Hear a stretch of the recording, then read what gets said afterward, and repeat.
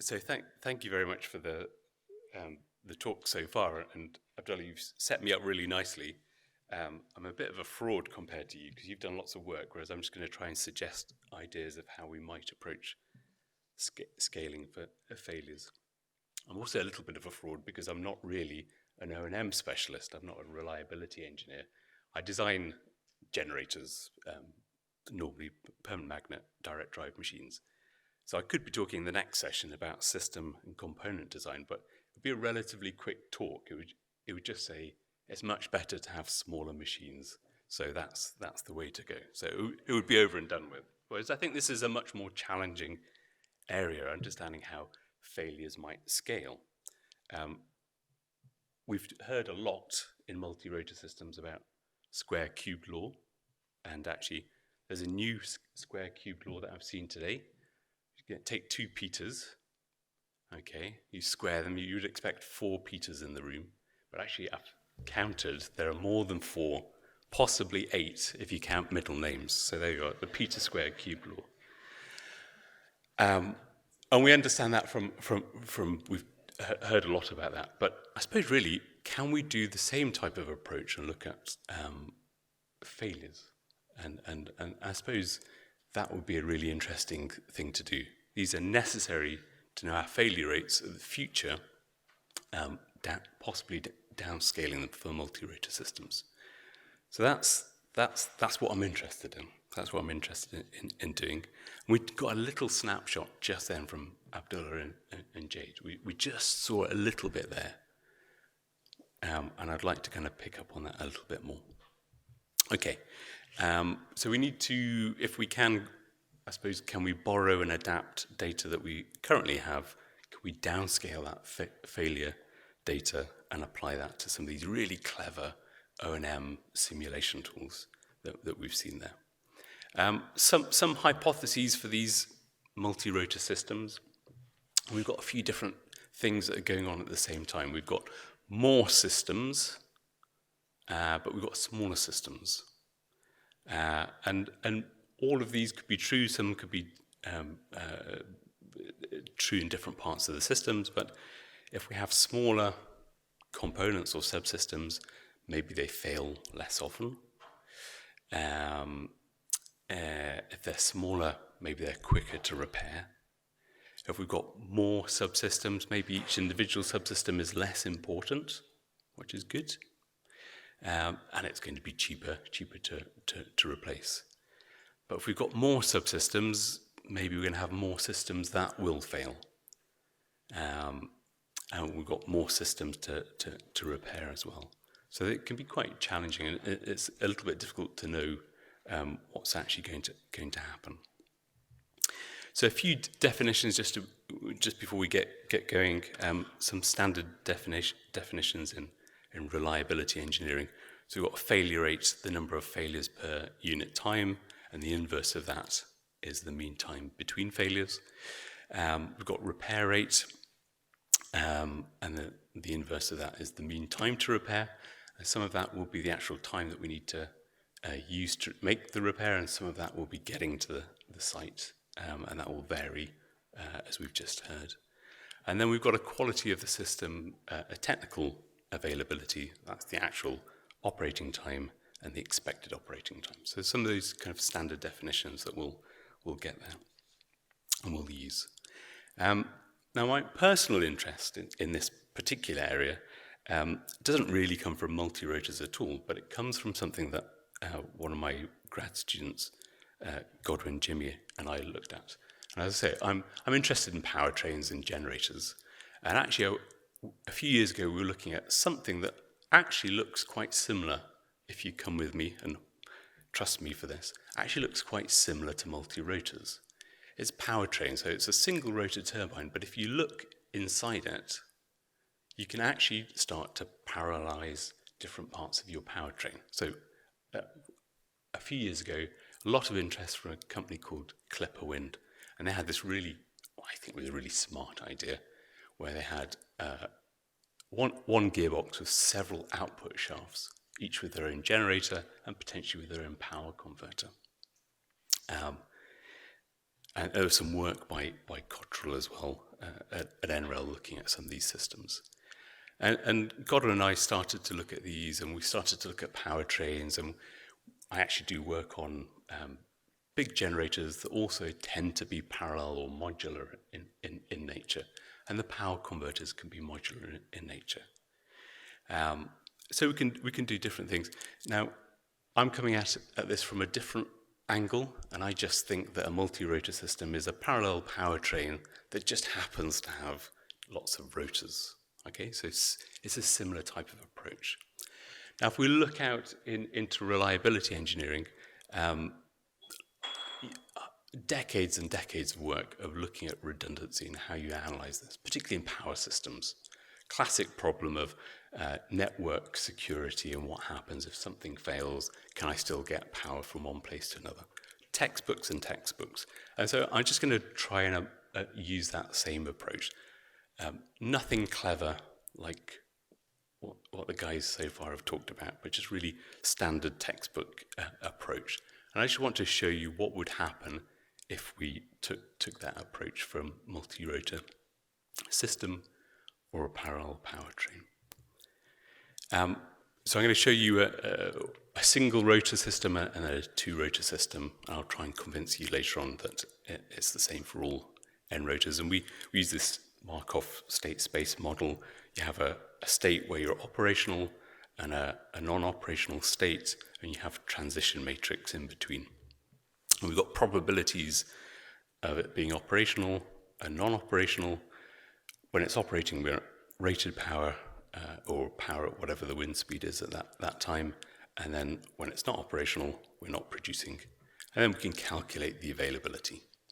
And here you see it's a ratio. On the top, we have that repair rate. And then at the bottom, we have the repair rate and the failure rate together. So that's a single rotor. Now imagine we've got a two-rotor turbine. We've got a few states now.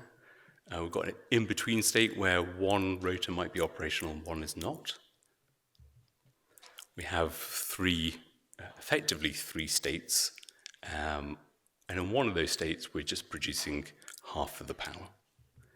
And if we go through the maths and look at what happens here, we get to an equivalent availability that's actually the same, which is the same no matter how many rotors we have, which initially seemed a bit surprising when you first look at it, but it does kind of make sense when you look at the numbers.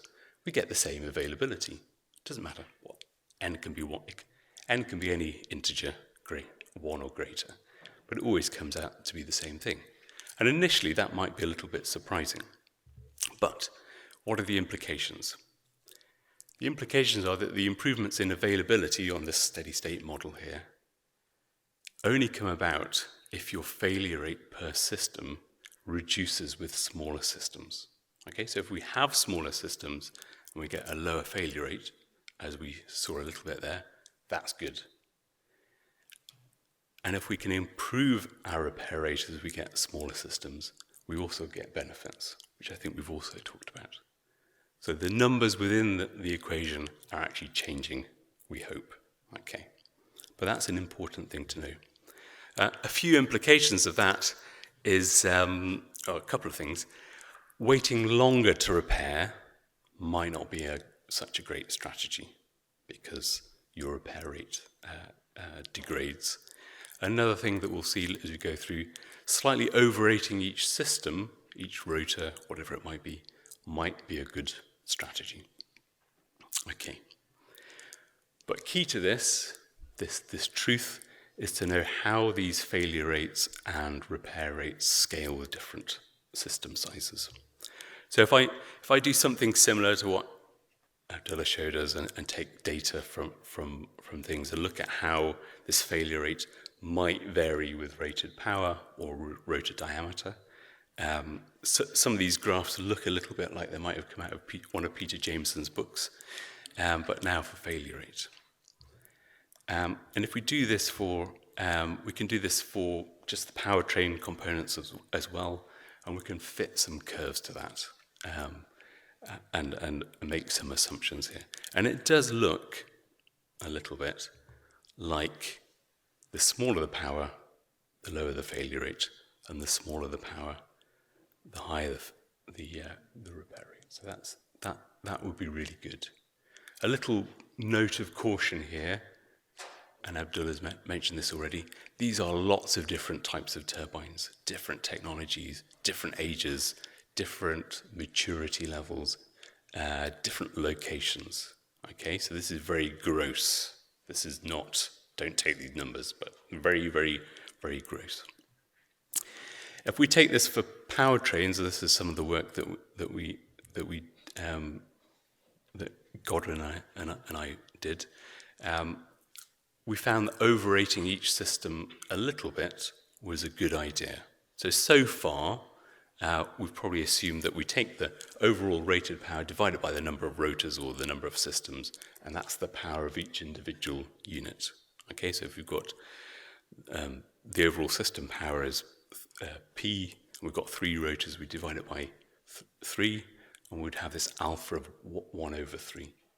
And the same if we've got four generators on a parallel powertrain. We've got alpha is 1 over 4. But that's a decision. It's the easiest assumption to make, but it's not the only thing that we could do. We can actually choose anything between 1 over n and 1, where 1 is full, each rotor system is rated at the full power output.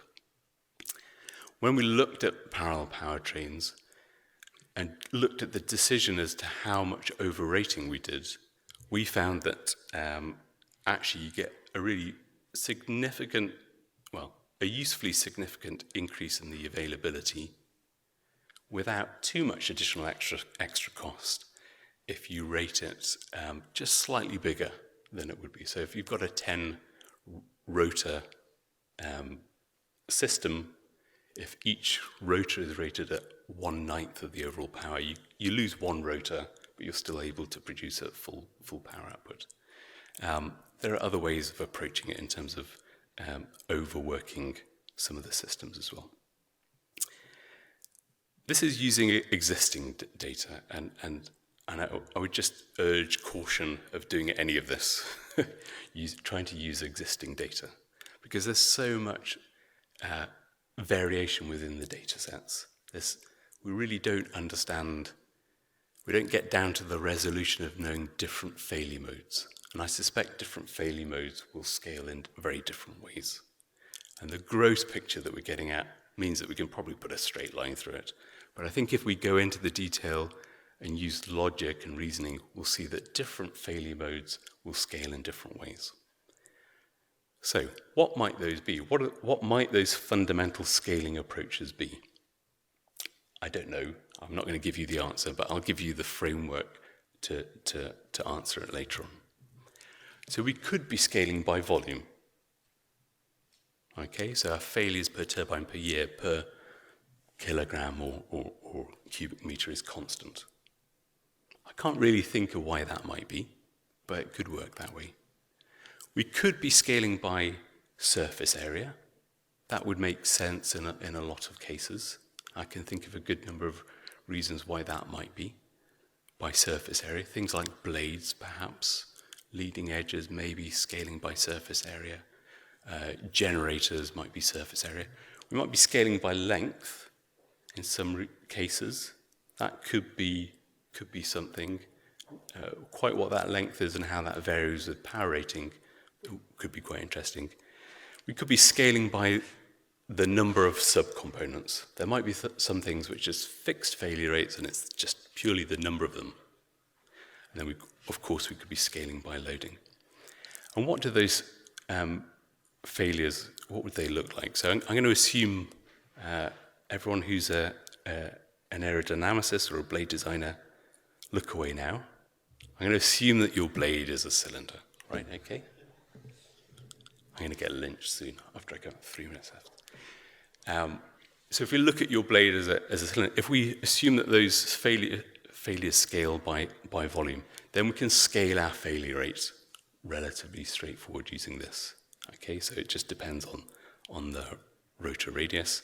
If we wanted to look at generator failures, it wouldn't be with the rotor radius. It would be something to do with torque, but we could do the same type of calculation.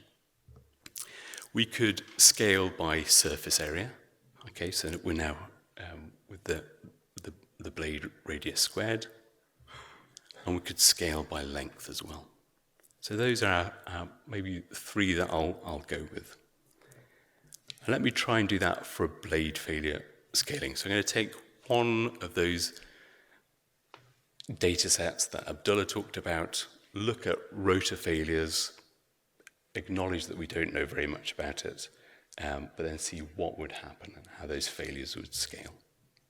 Okay, so I've taken this from James Carroll's paper, and here we've got half a failure per turbine per year, 3 megawatt turbines and about 45 meter blades. So what would happen if we scaled this? I've got blade length along the x-axis and failure rates. And the blue is based on length, seeing that scaling down. We've got surface area in orange, and we've got volume in grey there. And so we can see how that failure rate might scale down. And of course, if our failure rate is scaling down, put that back into our availability calculation, then that's a good thing. And we can also look at this in terms of power rating as well. Okay. So what might be suitable? Just my thoughts. Scaling by surface area, blade surface issues, generator surface areas, things like that. Scale by length, potentially leading edge problems, although that might be an area problem. Electrical insulation, that's a length issue. And there might be some things which are based on purely on the number of subcomponents. Power electronics, yaw drive motors, and things like that. At the moment, this is all untested. We need data sets with similar turbine technologies down at the failure mode level and at different scales. So, though I haven't answered the question of how failure modes will scale, but hopefully this gives us a little bit of an insight as to how we might approach that if we were lucky enough to have the data set to look at it. And hopefully once we've done that, we can then start to put those into some of the really clever models that we've heard about already. Okay, thank you very much.